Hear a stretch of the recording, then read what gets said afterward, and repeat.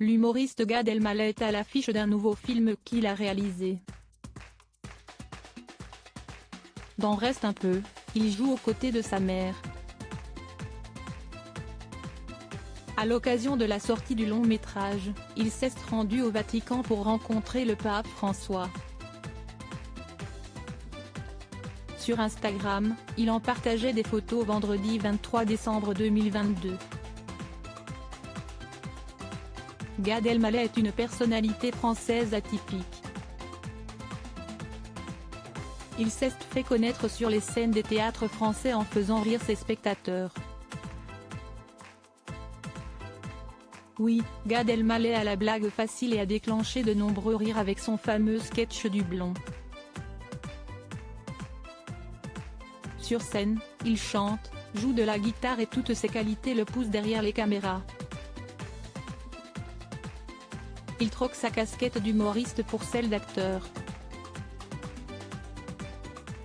On le retrouve dans de grands films comme La vérité si je mens, qui a connu un succès fou. Malgré les accusations de plagiat qui pèsent sur lui à propos de ses sketchs, Gad Elmaleh est toujours aussi présent.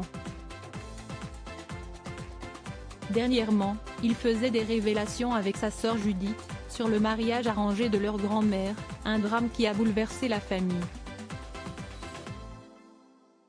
Plus récemment, il est à l'affiche d'un tout nouveau film.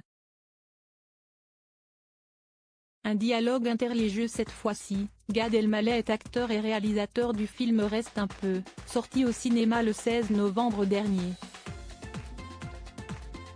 Dans ce long métrage, Gad Elmaleh joue aux côtés de sa mère. Après 3 ans aux États-Unis, il rentre en France auprès de sa famille.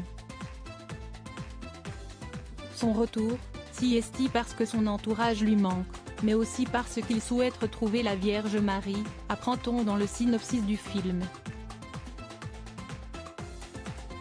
Une histoire dans laquelle la religion a une place omniprésente.